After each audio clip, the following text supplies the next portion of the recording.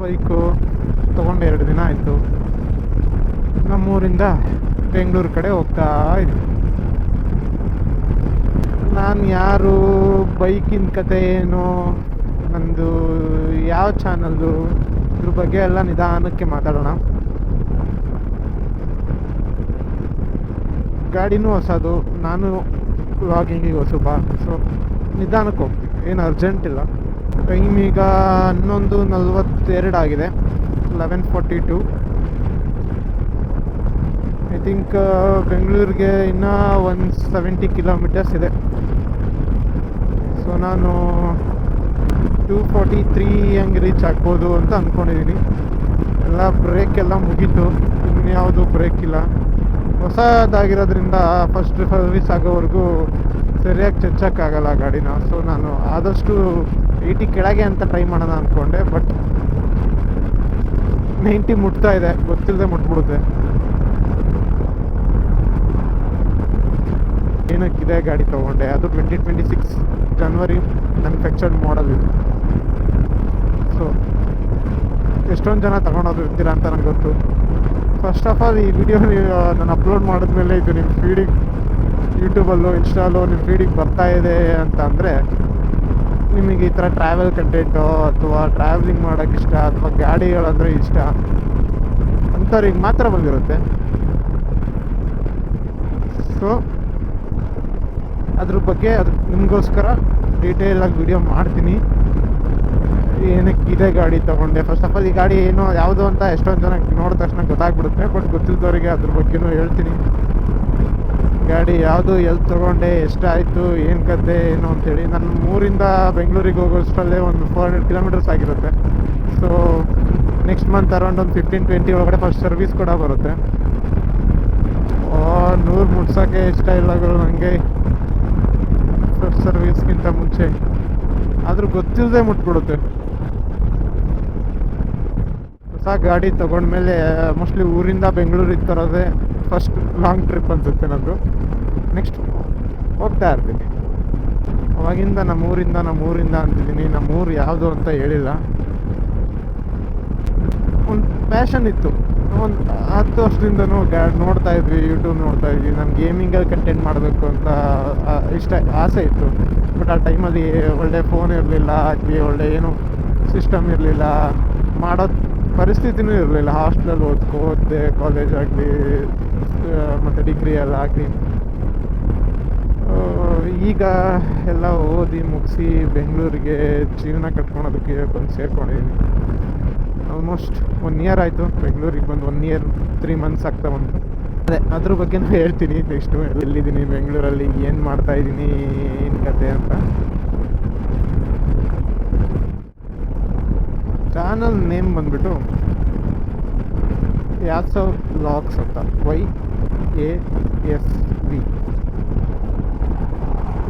YASV vlogs ಅಂತ.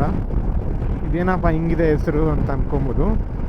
ಅದರದ್ದು ಒಂದು ಸ್ಟೋರಿ, ಅದ್ರ ಹಿಂದೆ ಒಂದು ಕಥೆನೇ ಇದೆ. ಆ ಕತೆ ಹೇಳಿದ್ರೆ ಕೆಲವೊಬ್ಬರು ನಗ್ಬೋದು, ಕೆಲವೊಬ್ಬರು ಎಮೋಷನ್ ಆಗ್ಬೋದು. ನಾನಂತೂ ಎಮೋಷ್ನಲಿನೇ ಇಟ್ಟಿರೋದು. ಗೊತ್ತಿಲ್ಲ, ಅದೇ ಐ ಹೋಪ್ ಇದರಿಂದ ಕನ್ನಡದಲ್ಲಿ ಎಷ್ಟೊಂದು ಜನ ಟ್ರಾವೆಲ್ ಮಾಡಬೇಕು, ಬೈಕ್ ತೊಗೊಬೇಕು ಅಂತ ಇರ್ತಾರೆ. ಅವರಿಗೊಂದು ರೈಟ್ ಇನ್ಫಾರ್ಮೇಷನ್ ಕೊಡಬೇಕು, ಅಥವಾ ಒಂದು ರೈಟ್ ನನಗೆ ಗೊತ್ತಿರೋಷ್ಟು ಹೇಳಬೇಕು ಅನ್ನೋದು ನನ್ನ ಉದ್ದೇಶ.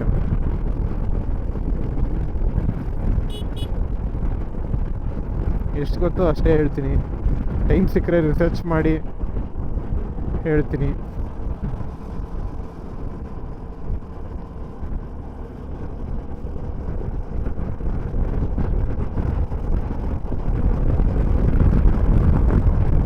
ಸುಮ್ಮನೆ ಅಂತೂ ಏನು ಮಾತಾಡೋಕೆ ಹೋಗಲ್ಲ ಗುರು.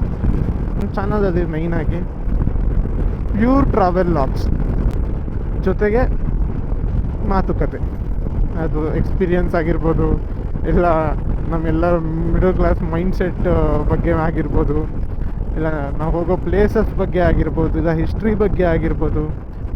ಸೊ ನನ್ನ ಜೊತೆ ಸ್ಟಾರ್ಟಿಂಗಿಂದ ನೀವು ಕೈ ಜೋಡಿಸಿದ್ರೆ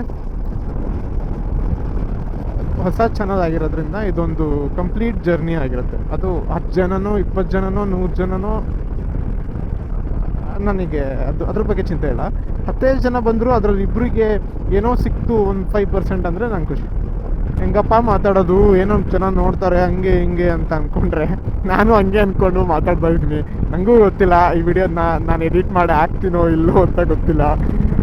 ಎಲ್ಲ ಸೆಟಪ್ ಮಾಡ್ಕೊಂಡಿದ್ದೀನಿ, I mean motor logging setup ಮಾಡ್ಕೊಂಡಿದ್ದೀನಿ, ಕ್ಯಾಮ್ರಾ ತಂದಿದ್ದೀನಿ ತರಿಸಿ, ಮೈಕ್ ತರಿಸಿ, ಎಲ್ಲ ಕಷ್ಟಪಟ್ಟು ಏನೇನೋ ಮಾಡಿಕೊಂಡು ಈ ಸೆಟಪ್ ಮೋಟರ್ ಲಾಗಿಂಗ್ ಸೆಟಪ್ ಮಾಡ್ಕೊಂಡಿದ್ದೀನಿ. ಇದೇ ಫಸ್ಟ್ ಲಾಗ್ ಅಂತ ಅಂದ್ಕೊಳ್ಳಿ, ನಾನು ಮಾತಾಡ್ತಾ ಇರೋದು ಇದೇ ಫಸ್ಟ್ ಲಾಗ್. ಸೊ ಏನು ಹೇಳ್ತಾ ಇದ್ದೆ ಅಂದರೆ, ನಾನು ಈ ವಿಡಿಯೋ ಫಸ್ಟ್ ಟೈಮು ಈ ಥರ ಮಾತಾಡ್ತಾ ಇರೋದು. ನಾನು ಇನ್ಸ್ಟಾಲ್ಲಿ ಯೂಟ್ಯೂಬಲ್ಲಿ ಒಂದು 4-5 ಶಾರ್ಟ್ಸ್ ಹಾಕಿದ್ದೆ, ಅದು ನಮ್ಮ ಹುಡುಗರು ಗಾಡಿಗಳು ಇಸ್ಕೊಂಡಂಗೆ ವೀಡಿಯೋ ಮಾಡಿ ಹಾಕಿದ್ದೆ ಅಷ್ಟೇ. ಬಟ್ ಯಾರು ಇಷ್ಟಪಟ್ಟು ನೋಡ್ತಾರೋ ಅವ್ರು ಸಬ್ಸ್ಕ್ರೈಬ್ ಮಾಡಿಕೊಂಡು ಅಥವಾ ಅವ್ರು ಫಾಲೋ ಮಾಡಿಕೊಂಡ್ರೆ ಮಾತ್ರ ಅದೊಂದು ಪೇಜ್ಗಾಗಲಿ ಅದೊಂದು ಯೂಟ್ಯೂಬ್ಗಾಗಲಿ ವ್ಯಾಲ್ಯೂ ಇರುತ್ತೆ. ಸೊ ಈಗ 100 ಜನ ಸಬ್ಸ್ಕ್ರೈಬ್ ಮಾಡಿಸ್ಬಿಡ್ತೀನಿ ಅಥವಾ 1000 ಜನ ಸಬ್ಸ್ಕ್ರೈಬೇ ಮಾಡಿಸ್ಬಿಡ್ತೀನಿ ಗುರು, ಅದ್ರಲ್ಲಿ ಒಬ್ಬರು ನೋಡೋದೇ ಇಲ್ಲ ಅಂದರೆ ಸಬ್ಸ್ಕ್ರೈಬ್ ಮಾಡಿಸ್ತೀನಿ ಏನು ಪ್ರಯೋಜನ? ಯಾಕಂದರೆ ನಾನು ವರ್ಕ್ ಮಾಡ್ತಿರೋ ಫೀಲ್ಡ್ ಕೂಡ ಮಾರ್ಕೆಟಿಂಗ್, ಡಿಜಿಟಲ್ ಮಾರ್ಕೆಟಿಂಗ್ ಕಡೆನೇ. ಸೊ ಅದ್ರ ಬಗ್ಗೆನೂ ಮಾತಾಡೋಣ. ಯಾರಾದರೂ ಜಾಬ್ ಹುಡುಕ್ತಾ ಇದ್ದರೆ ಅಥವಾ ಹೇಗೆ, ನಾನು ಫಸ್ಟ್ ಟೈಮ್ ಫ್ರೆಷರ್ ಆಗಿ ಜಾಬ್ ಮಾಡ್ತಾ ಇರೋದು, ನನಗೆ ಎಕ್ಸ್ಪೀರಿಯನ್ಸ್ ಇದ್ದಾವೆ. ಸೊ ಅದ್ರ ಬಗ್ಗೆನೂ ಮಾತಾಡೋಣ. ಇದೇ ಎಕ್ಸ್ಪೀರಿಯನ್ಸ್ ಅಂದರೆ ಇದನ್ನು ಶೇರ್ ಮಾಡೋಕ್ಕೆ ಇಷ್ಟಪಡ್ತೀನಿ ಅಷ್ಟೇ.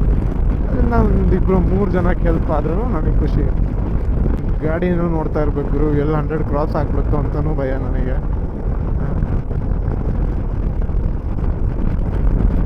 ಜೊತೆಗೇ ಫುಲ್ ಟ್ಯಾಂಕ್ ಮಾಡಿಸ್ಕೊಂಡಿದ್ದೀನಿ, ಮೈಲೇಜು ಗೊತ್ತಾಗುತ್ತೆ. ಅದು ಗಾಡಿ ಬಗ್ಗೆ ನಾನು ಮಾತಾಡಿದಾಗ ಅದನ್ನು ಹೇಳ್ತೀನಿ. ಸದ್ಯಕ್ಕೆ ಒಬ್ಬನೇ ಇದ್ದೀನಿ, ಸೋಲೋ.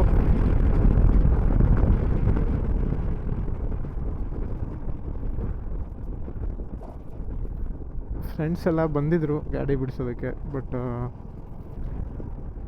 ನಾನಿವತ್ತು ರಜಾ ಹಾಕ್ಕೊಂಡು ಹೋಗ್ತಾಯಿದ್ದೀನಿ, ಲೀವ್ ಹಾಕ್ಕೊಂಡು. ಸೊ ಅವರು ಲೀವ್ ಹಾಕೋಕ್ಕಾಗಲಿಲ್ಲ. ಸೊ ಎಲ್ಲ ನೆನ್ನೆನೇ ನೈಟ್ ಹೊರಟ್ರು ಟ್ರೈನಿಗೆ.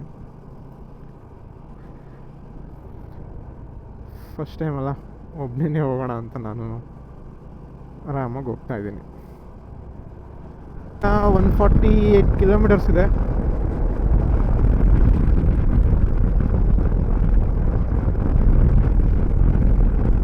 ದುರ್ಗ ಬ್ಯಾಂಗ್ಳೂರ್ ಹೈವೇನೇ ಇದು.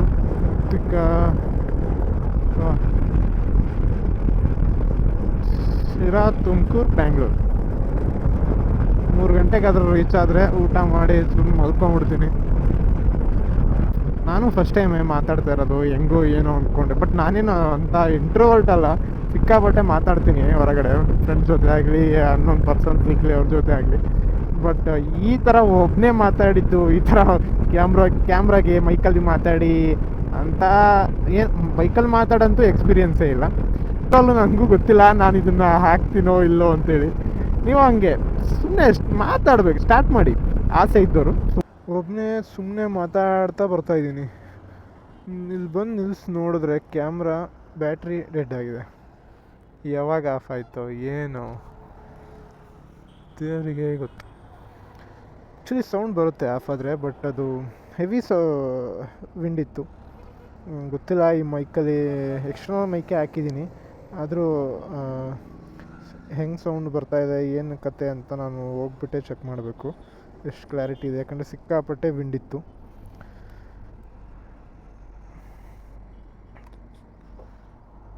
ಆ ವಿಂಡ್ ಇದರಲ್ಲಿ ಎಷ್ಟು ರೆಕಾರ್ಡ್ ಆಗಿದೆ, ಎಲ್ಲಿಗೆ ನಿಂತಿದೆ ಏನೂ ಗೊತ್ತಿಲ್ಲ. ವಾಯ್ಸ್ ಕ್ಲಾರಿಟಿ ಅಂತೂ ಸ್ವಲ್ಪನಾದರೂ ಇದೆ ಅಂತ ಅಂದ್ಕೊಂಡಿದ್ದೀನಿ. ಯಾಕಂದರೆ ಮೈಕ್ ಇದನ್ನು ಯೂಸ್ ಮಾಡೋದಕ್ಕೆ ಅಷ್ಟೇ ಯೋಚನೆ ಮಾಡಿ, ರಿಸರ್ಚ್ ಮಾಡಿ, ಹುಡುಕಿ ಕೊನೆಗೆ ತರಿಸಿದ್ದೀನಿ. ಸೊ 60 ಕಿಲೋಮೀಟರ್ಸ್ ಇದೆ ಬೆಂಗಳೂರಿಗೆ. ಮ್ಯಾಪಲ್ಲಿ 1 hour 50 minutes ಅಂತ ತೋರಿಸ್ತಾ ಇದೆ. ಗೊತ್ತಿಲ್ಲ ಎಷ್ಟೊತ್ತು ಬೇಕು ಅಂತೇಳಿ. ನಾರ್ಮಲಾಗಿ 60 ಕಿಲೋಮೀಟರ್ಸಿಗೆ ಮ್ಯಾಕ್ಸ್ ಅಂದರೆ 1 hour ಸಾಕು. ಬಟ್ ಬೆಂಗಳೂರು ಆಗಿರೋದ್ರಿಂದ ಇದು 1 hour 50 ಅಂತ ತೋರಿಸ್ತಿರ್ಬಹುದು, ಗೊತ್ತಿಲ್ಲ.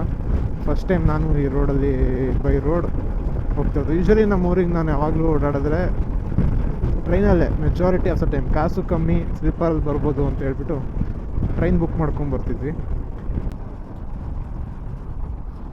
ಟೈಮ್ ಬಂದು 2 ಗಂಟೆ ಗುರು.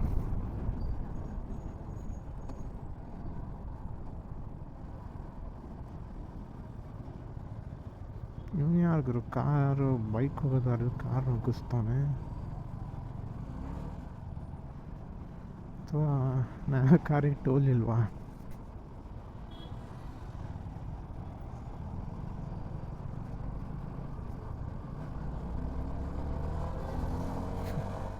ನಮ್ಮ ಬೆಂಗಳೂರು ಕೊನೆಗೂ ಬೆಂಗಳೂರು ರೀಚ್ ಆದ್ವಿ. ಟೈಮ್ 2:18.